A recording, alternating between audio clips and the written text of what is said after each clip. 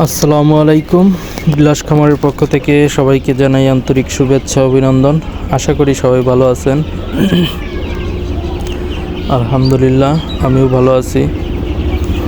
তো আজ আমার কালার বাট টাইগার মুরগির 15 দিন বয়স। তো 15 দিনে মাশাল্লাহ মুরগিগুলো সুস্থ আছে। তো আমার যে 4-5টা মুরগি ঠোকাঠুকি করে পিছনে আঘাত পাইছিল, এখন কিন্তু ওই আঘাতের দাগগুলি মিশে গেছে। প্রত্যেকটি মুরগির লেঞ্জা ঠিক হয়ে গেছে। তো এখন ঠোকাঠুকিটা বন্ধ হয়ে গেছে কিছুটা। এক ভাই বলছিল লবণাক্ত পানি খাওয়ালে পরে ঠিক হয়ে যাবে, সেটা আমিও জানি।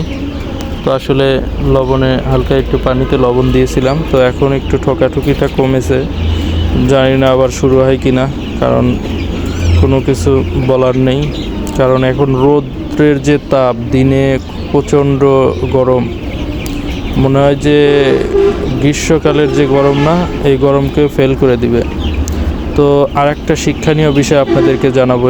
এই যে দেখুন, এই গরমে আপনার ফার্মান্টেড খাবারটা ভালো রাখতে, এই যে দেখুন আমি কি পন্থা অবলম্বন করেছি। এই যে এই বালতিতে খাবার, ফার্মান্টেড খাবার রেখেছিলাম। এই যে দেখুন খাবারগুলো সুন্দর আছে কিন্তু। তো এই খাবারটা আমি রেখেছি আমার পানিযুক্ত একটা বালতিতে। ওই যে দেখুন ওই নিচের বালতিতে পানি রাখা। তো এই পানির বালতিতে এটা চাপ দিয়ে রেখে এটার ঢাকনাটা উপর দিকে দিয়েছি, যাতে ও পানির ভিতরে ঠান্ডা অবস্থায় থাকে। কারণ এটা যদি আপনি বাইরে রাখেন খাবারটা রেডি করে, তখন কিন্তু এই খাবারটা ব্যাকটেরিয়া যে আছে না, এগুলি নষ্ট হয়ে যাবে। তো আমি আসলে এক ভাই আমারে কালকে বলাতে আমি চিন্তা ভাবনা করে আমি যাই হোক ডাক্তারেরও পরামর্শ নিয়েছি, ওনাকে আমি ফোন দিয়েছিলাম। তো উনি বললো যে ভাই আসলে এই গরমে ফার্মান্টেড খাবারটা না করাটাই উত্তম। কারণ ফার্মান্টেড খাবারের গুণগত মানটা কিন্তু ঠিক থাকবে না, শীতে যতটুক থাকবে গরমে কিন্তু ঠিক থাকবে না। তো আমি বললাম যে ভাই ঠিক রাখার জন্য কী করণীয় তাই বলেন। তো উনি আমারে পরামর্শ দিল যে আপনার কোল্ড স্টোরেজে যদি খাবার রাখতে পারেন, তাহলে আপনি হয়তো বা 12 ঘন্টা 16 ঘন্টা খাওয়ালে সমস্যা হবে না। তো আমি বললাম যে ভাই আগে তো আরও বেশি সময় খাওয়াইছি, এখন তাহলে? কয় যে না ভাই, এটা আপনি যদি সকাল ভোরে থেকে শুরু করে, তো রাত্রে মানে সকাল 8টা থেকে শুরু করলে রাত 8টা-9টার ভিতরেই খাবারটা দিয়ে দিবেন সব।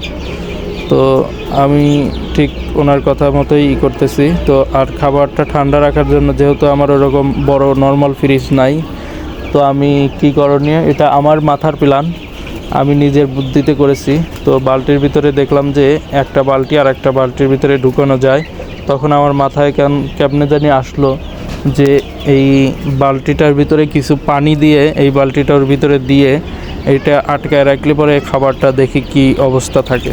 তো আমি মোটামুটি দেখলাম যে খাবারটা না ঠান্ডা ঠান্ডা থাকে। তো এটা আসলেই খুবই ভালো একটা তো এটা সম্পূর্ণ আমার বুদ্ধিতে করা। তো আপনারা ভালো লাগলে অবশ্যই আপনারা এই পন্থাটা অবলম্বন করতে পারেন।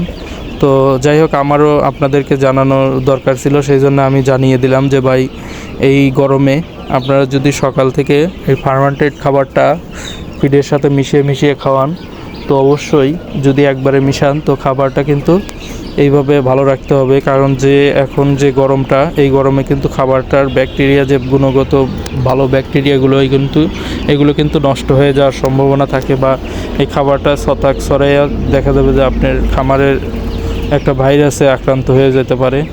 তো আলহামদুলিল্লাহ আমি তো আজকে থেকে 4 দিন হলো শুরু করেছি। তো আমার মুরগিগুলো মাশাল্লাহ এমনি কোনো রকমের প্রবলেম নাই, পায়খানা মাশাল্লাহ খুব সুন্দর আছে। তো লিটার ব্যবস্থায় ভালো রেখেছি। কালকে রাত্রে আমি লাইট দেই নাই, কারণ রাত্রেও প্রচণ্ড গরম ছিল। তো আমি সেহেরি খাওয়ার পরে 2-3টা 100 ওয়াটের লাইট জ্বালাইয়া দিয়েছিলাম, কারণ তখন একটু শীত পড়ছিল। তো এই জন্য ওই সময় এসে আমি খামারে 3টা 100 ওয়াটের লাইট জ্বালাই দিছি। তার আগে আর লাইট জ্বালাই নাই, এলইডি লাইট জ্বালানো ছিল 2-3টা। তো ওইগুলির আলোতেই ওরা ছিল, খাবারও মোটামুটি ভালোই খেয়েছে। তো মাশাল্লাহ আমি খুশি। এখন মুরগিগুলো মাশাল্লাহ সুস্থ আছে। তো আপনারাও দোয়া করবেন যে আমার আসলে টেকনিকগুলো আপনাদের ভালো লাগে কিনা। আর আমার টেকনিকগুলো আপনাদের উপকারে আসলেই আমি সার্থক, কারণ আমি সবসময় আপনাদেরকে একটা ভালো পরামর্শ দিয়েই সহায়তা করে যেতে চাই। তো দোয়া রাখবেন আমার নতুন নতুন টেকনিকগুলো যেন ভালো কাজে আসে। তো আসলে গরমে ভেবেছিলাম ফার্মান্টেড খাবারটা খুবই ভালো হবে, তো দেখি আর একটা প্যারা, তো এই প্যারারও সমাধান ইনশাল্লাহ আমি করে দিছি। তো আপনাদের কাছে কীরকম লাগলো এই প্যারাটা সংশোধন করার জন্য?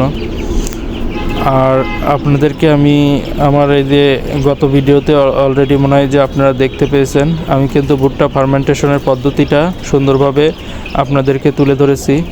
তো আশা করি এখন আর কারোর ভুল হবে না, বা কেউ আর নিজ উদ্যোগে ভুট্টা ফার্মেন্টেশন উলটপালটভাবে করবেন না। আমি যদিও এর আগে 2-3 বার করে দেখাইছি, তারপর অনেকে ভুল করে জন্যে আমি আজকেও আবার করে দেখালাম। তো সবাই আসলে অনুরোধ করেছিল, সেই জন্যই করা। তো যাই হোক, আপনারা ফর্মুলাটা একদম A to Z দেখে সুন্দরভাবে বুঝে তারপরেই করবেন। যদি না পারেন সেটাও আমাকে জানাবেন, অবগত করবেন। আমি সেই জন্য প্রত্যেকটি ভিডিওর নিচে আমার ফোন নাম্বারটা আমি দিয়ে দেই, যে ভাই সমস্যা নেই, আমাকে ফোন করবেন বা হোয়াটসঅ্যাপ করবেন। হোয়াটসঅ্যাপ করলে পরে আমি আমাদের অনেকগুলি খামারি আছে, তাদের নিয়ে একটা গ্রুপ খুলেছি, সেখানে আপনারা যারাই হোয়াটসঅ্যাপ করবেন তাকে আমি অ্যাড করে দেব। তো সেই ক্ষেত্রে আপনারা আমাদের চাইলে হোয়াটসঅ্যাপে নক দিতে পারেন, আমি আপনাদের অ্যাড করে দেব। যদি ফোনে আমি ব্যস্তও থাকি, অবশ্যই হোয়াটসঅ্যাপে নক করলে আমি পরবর্তীতে দেখে যখন ফ্রি থাকি অবশ্যই আপনাদের প্রশ্নের জবাব দেওয়ার চেষ্টা করব। সেই জন্যই আমার সবাইকে এই ফোন নাম্বারটা দেওয়া। তাছাড়া কারণ আপনারা ভুল করলে আপনারা ক্ষতিগ্রস্ত হবেন, সেই ক্ষেত্রে আমারও জিনিসটা খারাপ লাগে, সেই জন্যই আমি এই উদ্যোগটা নেওয়া আর কি।